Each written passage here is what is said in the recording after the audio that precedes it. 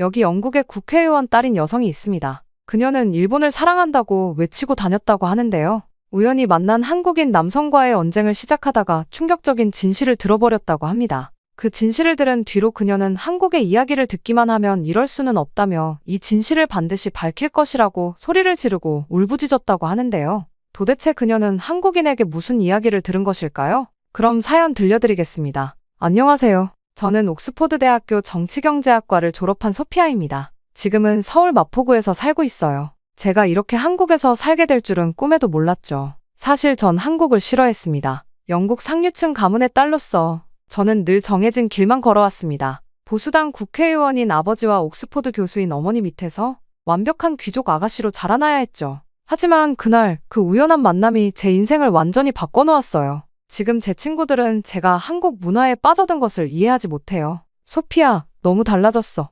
심지어 어떤 이들은 절 비난하기도 하죠. 하지만 전 개의치 않아요. 그들은 모르거든요. 제가 왜 이렇게 변할 수밖에 없었는지, 그리고 그 변화가 얼마나 소중한 것인지를. 이쯤 되면 궁금하실 거예요. 제게 무슨 일이 있었길래 이렇게 변했는지. 그럼 이제부터 제 이야기를 들려드릴게요. 우리 가족은 영국 상류층의 전형이라고 할 수 있죠. 아버지는 보수당 국회의원이시고 어머니는 옥스포드 대학의 교수세요. 겉으로 보기에는 완벽한 가정이었습니다. 하지만 그 안에는 너무나 많은 통제와 억압이 있었어요. 어릴 때부터 제가 입는 옷 하나하나가 검열 대상이었죠. 소피아, 그건 너무 화려해. 우리 가문의 품위를 생각해야지. 어머니의 이런 말씀은 일상이었습니다. 친구를 사귀는 것도 마음대로 할 수 없었습니다. 모든 친구는 부모님의 승인을 받아야 했고 대부분 아버지의 정치적 인맥과 관련된 자제들 뿐이었죠. 제가 가장 좋아했던 미술도 통제의 대상이었습니다. 저는 어린 시절부터 그림 그리는 것을 너무나 사랑했어요. 화폭 위에서는 제가 진정으로 자유로웠거든요.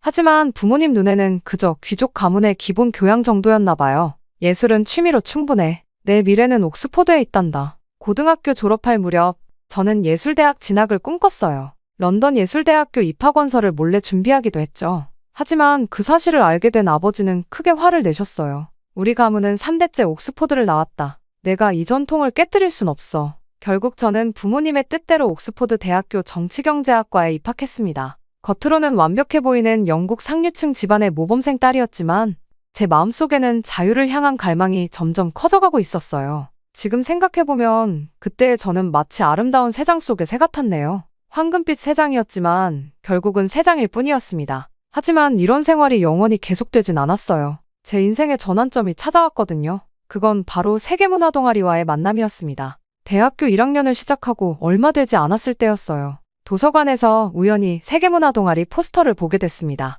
다양한 문화를 이해하고 교류하는 모임이라는 문구가 제 눈을 사로잡았죠. 그동안 제가 경험했던 모든 활동들은 부모님의 철저한 검열과 승인을 거쳐야 했어요. 하지만 이번만큼은 달랐습니다. 처음으로 제 의지로 부모님 몰래 무언가를 시도해보고 싶었거든요. 그렇게 가슴 떨리는 마음으로 참석한 첫 모임에서 유키를 만났습니다. 일본에서 온 유학생이었죠. 단정하게 묶은 생머리에 테두리가 얇은 안경을 쓴 유키는 처음 보는 순간부터 지적이고 세련된 인상이었어요. 도쿄대 교수이신 아버지와 유명 음악가인 어머니 밑에서 자란 유키는 저와 비슷한 환경에서 자랐더군요. 전통과 예절을 중시하는 가정환경, 엄격한 교육, 마치 거울을 보는 것 같았습니다. 유키와 저는 자연스럽게 가까워졌어요. 동아리 활동이 끝나고 나면 함께 도서관에서 공부하고 주말엔 런던의 미술관과 박물관을 돌아다녔죠. 차 한 잔을 앞에 두고 문학과 예술에 대해 이야기를 나누던 그 시간들이 저에겐 큰 위안이 됐어요. 드디어 제가 편하게 말할 수 있는 친구를 찾은 것 같았거든요.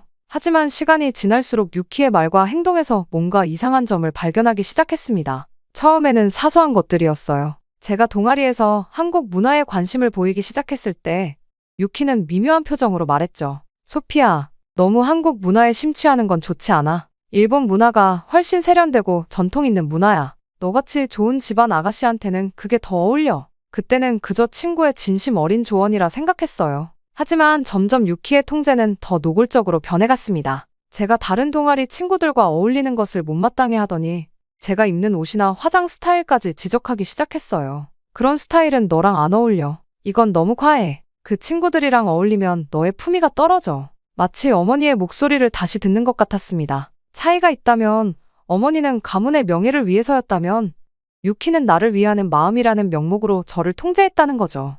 하지만 그때 저는 이런 통제를 당연하게 받아들였어요. 어쩌면 평생 통제 속에서 살아왔기 때문에 그게 친밀감의 표현이라고 착각했는지도 모르겠네요. 그러던 어느 날 기숙사에서 새로운 룸메이트를 만나게 됐어요. 에밀리였죠. 한국으로 1년간 교환학생을 다녀온 에밀리는 제가 만난 그 어떤 친구들과도 달랐어요. 자유분방하면서도 따뜻한 에너지가 넘치는 친구였죠. 에밀리를 통해 접한 한국 문화는 제가 알던 것과는 너무나 달랐습니다. 케이팝을 들으며 함께 춤을 추고 한국 드라마를 보며 밤새 이야기를 나누고 라면을 끓여 먹으며 수다를 떨었죠.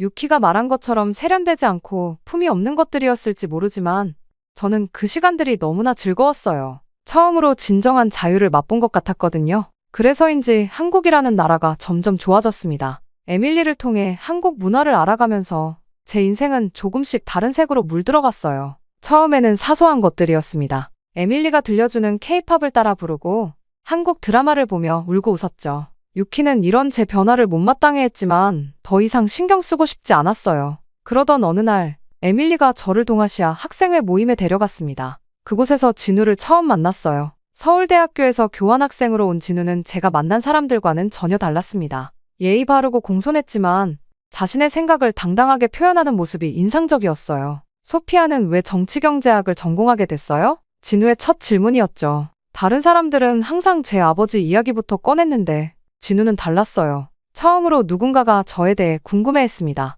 그 질문 앞에서 저는 말문이 막혔어요. 사실 제가 왜 이 전공을 선택했는지, 아니 강요받았는지 처음으로 진지하게 생각하게 됐거든요. 그때 진우는 제 이야기를 진지하게 들어주었어요. 자신의 길을 스스로 선택하는 게 중요하다. 는 진우의 말은 마치 오랫동안 닫혀있던 창문을 활짝 여는 것 같았습니다. 한국에서는 부모님의 기대나 사회적 압박이 있어도 결국 최종 선택은 자신의 몫이라고 했죠.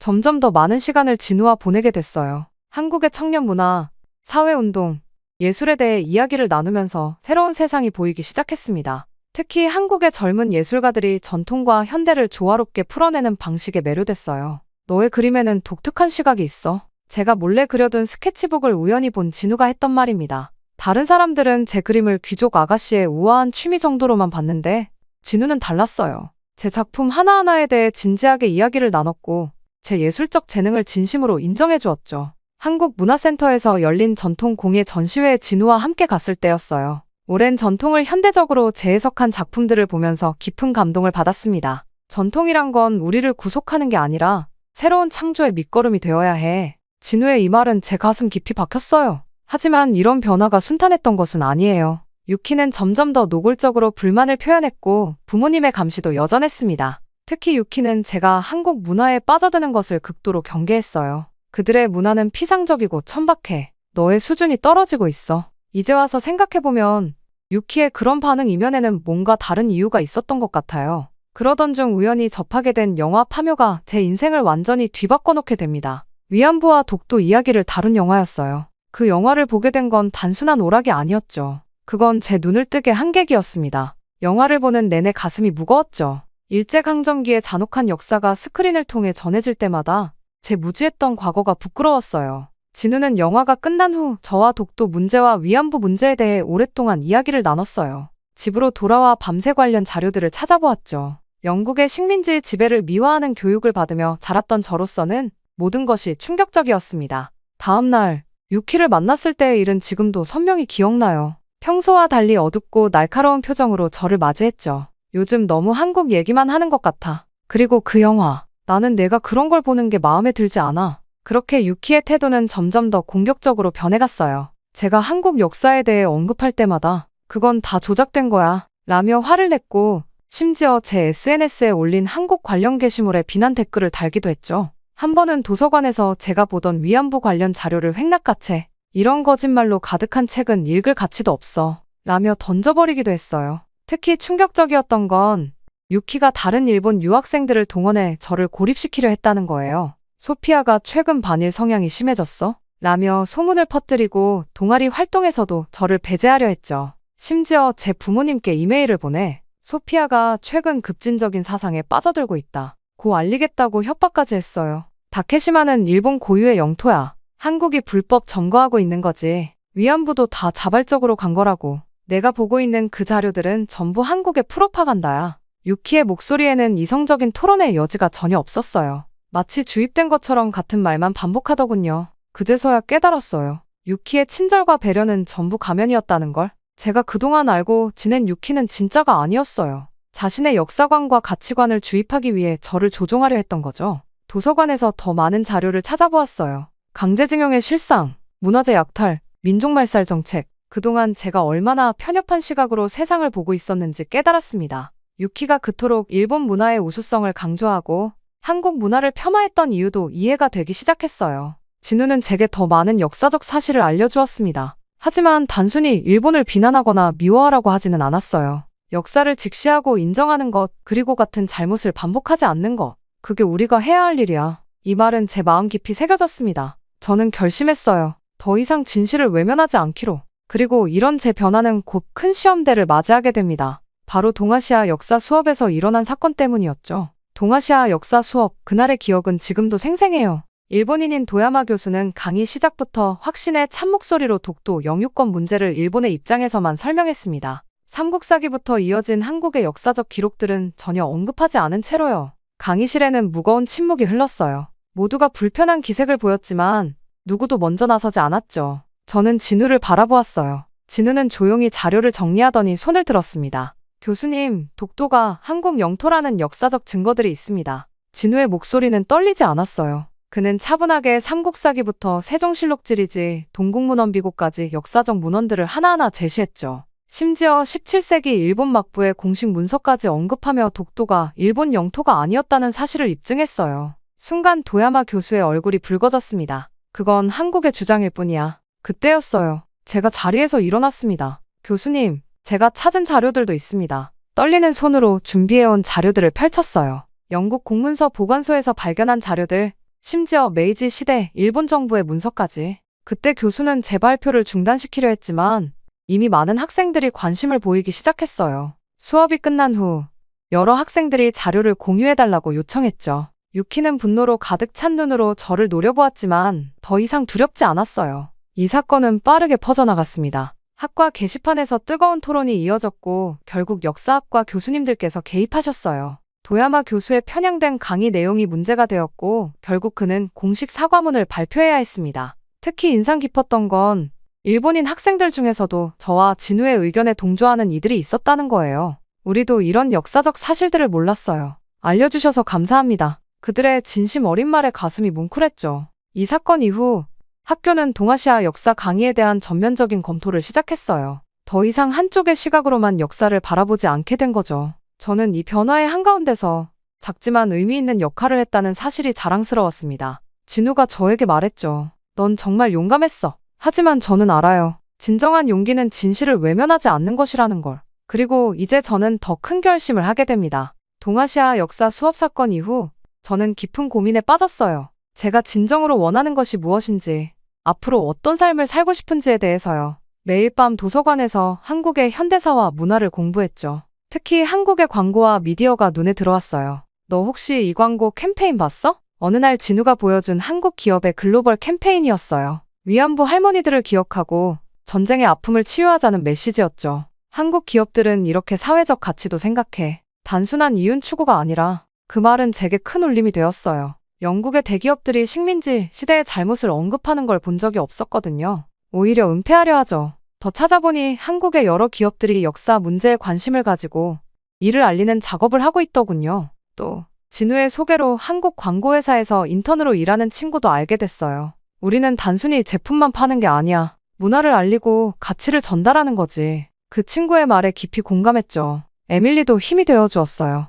넌 예술적 감각이 뛰어나잖아. 그리고 이제 동서양의 문화도 이해하게 됐고 한국 기업에서 내가 할 수 있는 일이 분명 있을 거야. 맞아요. 제가 가진 이 독특한 배경이 오히려 강점이 될 수 있겠다는 생각이 들었어요. 마침내 결심을 굳혔죠. 한국의 광고회사에 지원하기로 한 거예요. 단순히 직장을 구하는 게 아니었어요. 제가 배운 진실과 정의의 가치를 실천하고 동서양의 문화를 잇는 다리가 되고 싶었거든요. 영국 보수당 의원의 딸이 한국 기업에 취직한다고. 예상대로 아버지는 분노하셨어요. 어머니는 한숨만 깊이 내쉬셨죠. 하지만 이번만큼은 달랐어요. 더 이상 그들의 통제에 순응하지 않을 거였거든요. 전통이요? 가문의 명예요? 그보다 중요한 건 진실과 정의예요. 떨리는 목소리였지만 단호했습니다. 그동안 알게 된 역사적 진실들, 그리고 그것을 직시하는 용기의 중요성을 설명했죠. 영국도 식민 지배를 미화하며 가르쳐왔어요. 하지만 이제는 달라져야 해요. 우리가 먼저 변해야 해요. 제 진심 어린 말에도 아버지는 한숨을 내쉬시며 나가라고 소리치실 뿐이었죠. 하지만 저는 이미 진실을 알아버렸고 한국행을 해야겠다는 결심이 섰습니다. 저의 한국행 결정을 듣게 된 건지 유키가 저를 찾아왔어요. 여전히 고압적인 태도였죠. 정신 차려, 소피아. 너의 모든 인맥과 미래를 날려버리는 거야. 이런 결정이 얼마나 멍청한지 알아? 하지만 더 이상 그녀의 말은 저를 흔들 수 없었습니다. 유키, 이제 알겠어. 내가 왜 그토록 나를 통제하려 했는지. 하지만 난 더 이상 거짓된 우정이 필요 없어. 진정한 우정은 서로를 속박하는 게 아니야. 서로 다름을 인정하고 존중하는 거라고. 그렇게 서류를 통과하고 면접에서 저는 당당하게 말했어요. 제가 영국인이지만, 아니 영국인이기에 더욱 한국에서 일하고 싶습니다. 식민 지배와 전쟁의 상처를 딛고 일어선 한국의 저력, 전통과 현대를 조화롭게 발전시킨 창의력, 무엇보다 진실을 외면하지 않는 용기. 이 모든 것을 배우고 싶습니다. 면접관들은 제 진심에 감동했나 봐요. 합격 통지를 받았거든요. 이제 남은 건 부모님을 설득하는 일이었죠. 일주일 동안 매일 밤 아버지의 서재를 찾았습니다. 제가 어떻게 변화했는지, 왜 이런 선택을 하게 됐는지 진심을 담아 설명했어요. 내가 정말 이렇게까지 생각하고 있었던 거니? 마침내 아버지가 입을 열었어요. 당신 딸이 이렇게 성장했는데 자랑스럽지 않으세요? 어머니가 아버지의 손을 잡았습니다. 그제서야 아버지의 굳은 표정이 풀리더군요. 알았다. 내 선택을 존중해주마. 하지만 약속해라. 내가 선택한 길에서 끝까지 책임감을 가지고. 아버지의 말씀이 채 끝나기도 전에 저는 그를 껴안았어요. 처음으로 제 의지로 선택한 길, 그리고 그것을 인정해준 부모님. 눈물이 멈추지 않았습니다. 그렇게 저는 히드로 공항에서 마지막으로 부모님을 안아드렸어요. 건강하세요. 그리고 가끔은 한국에 놀러 오세요. 어머니가 눈물을 훔치셨죠. 내가 선택한 길이 옳다는 걸 증명해 보여라. 아버지의 마지막 말씀이었어요. 이제 저는 새로운 시작을 향해 떠나게 되었습니다. 더 이상 누군가의 통제 속에 살지 않겠다고 다짐하며 한국 생활을 시작했죠. 제 앞에 무슨 난관이 있을지 알 수 없었지만 상관없었습니다. 이제는 저를 믿기로 했으니 말이죠. 그렇게 시간이 쏜살같이 빠르게 흘러갔고 서울에서의 생활이 시작된 지 어느덧 1년이 지났어요. 처음엔 모든 것이 낯설었죠. 언어도, 문화도, 일하는 방식도요. 하지만 지금은 이 모든 것이 제 일부가 되었어요. 제가 일하는 광고회사는 기대 이상이었어요. 특히 우리 팀이 진행한 기억하는 미래 프로젝트가 가장 기억에 남습니다. 위안부 할머니들의 이야기를 전 세계에 알리는 캠페인이었죠. 제가 영국인이라는 배경이 오히려 강점이 되었어요. 서구 사회가 공감할 수 있는 방식으로 메시지를 전달할 수 있었거든요. 소피아 씨가 있어서 다행이에요. 팀장님의 이 말씀이 아직도 가슴에 남아있어요. 제 시각이 프로젝트에 새로운 관점을 더했다고 하시더군요. 실제로 이 캠페인은 영국에서도 큰 반향을 일으켰어요. BBC에서 특집 기사로 다루기도 했죠. 또한 진우와는 여전히 가깝게 지내고 있어요. 그는 이제 서울대 강사가 되어 청년들에게 역사를 가르치고 있죠. 가끔 그의 수업에 초청되어 제 경험을 나누기도 해요. 학생들이 제 이야기를 들으며 진지하게 고개를 끄덕일 때면 제가 올바른 선택을 했다는 확신이 들어요. 심지어 부모님도 변하셨어요. 지난 추석에 처음으로 한국을 방문하셨거든요. 한복을 입고 찍은 가족 사진은 이제 아버지 서재의 중앙을 차지하고 있답니다. 내가 자랑스럽구나. 떠나시는 날 아버지가 처음으로 그렇게 말씀해 주셨어요. 유키의 소식도 가끔 들려와요. 여전히 자신의 생각을 고집하고 있지만 더 이상 예전처럼 적대적이진 않더군요. 얼마 전엔 그녀가 보낸 메일을 받았어요. 내가 선택한 길이 틀렸다고 생각하진 않아. 다만 난 아직 그만한 용기가 없는 것 같아. 조금이나마 유키가 성장한 것 같아서 저절로 미소를 짓게 되더라고요. 이제 저는 한국에서의 새로운 프로젝트를 준비하고 있어요. 전통 문화와 현대 예술을 접목한 글로벌 캠페인이죠. 제가 처음 꿈꾸던 예술에 대한 열정을 이렇게 펼칠 수 있다는 게 신기해요. 가끔 옥스포드의 제 옛방에 걸려있던 새 장을 떠올리기도 합니다. 그 새 장 속의 새는 이제 자유롭게 날개를 펼치고 있죠. 진실을 마주하고 정의를 선택하는 용기가 저를 여기까지 이끌어주었답니다. 그리고 이제 저는 알아요. 이것이 끝이 아니라는 걸. 앞으로도 더 많은 도전과 배움이 있을 거예요. 하지만 두렵지 않아요. 이제 저에겐 진정한 자유가 있으니까요. 퇴근을 하고 서울의 밤거리를 걸으며 지금까지 있었던 일들을 떠올리게 되었습니다. 가장 큰 깨달음은 진실에 대한 것이었어요. 한국은 제게 역사의 진실을 마주하는 용기를 가르쳐 주었죠. 위안부 할머니들의 증언을 들으며 독도 문제를 공부하며 저는 깨달았어요. 진실이란 때로는 불편하고 고통스럽지만 그것을 피하는 것보다 마주하는 것이 더 큰 치유를 가져온다는 것을요. 특히 위안부 문제는 제 인생의 전환점이 되었어요. 매주 수요일 평화로운 집회에서 할머니들을 뵐 때마다 가슴이 아팠죠. 하지만 그분들은 분노나 증오가 아닌 평화와 화해를 말씀하셨어요. 다시는 이런 일이 없어야 한다. 는 그분들의 말씀은 역사를 기억하는 것이 미래를 위한 것임을 깨닫게 해주었습니다. 이제 저는 매일 아침 회사로 향하며 생각해요. 제가 만드는 광고 캠페인이 단순한 상업적 메시지를 넘어 어떻게 더 나은 세상을 만드는 데 기여할 수 있을지를요. 최근에는 위안부 할머니들의 이야기를 영국에 알리는 프로젝트를 진행하고 있어요. 제 뿌리인 영국과 제 선택인 한국을 연결하는 다리가 되고 싶거든요. 가끔 옛 친구 유키에 대해서도 생각해요. 그녀도 언젠가는 진실을 마주할 용기를 가질 수 있겠죠? 하지만 이제는 알아요. 모든 사람에겐 각자의 시간이 필요하다는 것을. 제가 할 수 있는 건 그저 제가 배운 진실을 나누고 더 나은 미래를 위해 노력하는 것뿐이라는 걸요. 부모님도 많이 달라지셨어요. 이제는 한국 드라마를 즐겨보시고 한국 음식을 좋아하시게 됐죠. 얼마 전에는 아버지가 국회에서 한국과 영국의 문화교류 증진을 위한 연설을 하셨다는 소식도 들었어요. 변화는 이렇게 작은 것에서부터 시작되나 봅니다. 제 책상 한쪽에는 작은 그림이 걸려 있어요. 세 장 밖으로 날아오르는 새를 그린 그림이죠. 제가 직접 그린 거예요. 이제는 알아요. 진정한 자유가 무엇인지, 진실을 마주하는 용기가 얼마나 소중한지, 그리고 정의를 위해 목소리를 내는 것이 얼마나 중요한지를. 이제 저는 새로운 꿈을 꾸고 있어요. 언젠가는 한국과 영국, 나아가 전 세계의 젊은이들이 서로의 문화를 이해하고 역사의 아픔을 치유하며 함께 더 나은 미래를 만들어가는 데 기여하고 싶어요. 그리고 그 꿈을 이루기 위한 첫걸음을 이미 시작했답니다. 한국은 제게 나다움을 찾게 해주었어요. 더 이상 누군가의 기대나 전통에 얽매이지 않고 제가 믿는 가치를 위해 당당히 걸어갈 수 있는 용기를요. 이제 저는 새로운 이야기를 써내려가고 있어요. 그리고 이 이야기는 계속될 거예요. 더 나은 세상을 향해. 제 이야기는 여기까지입니다. 길었던 이야기를 들어주신 모든 분들께 감사의 말씀 전하고 싶어요. 행복하세요.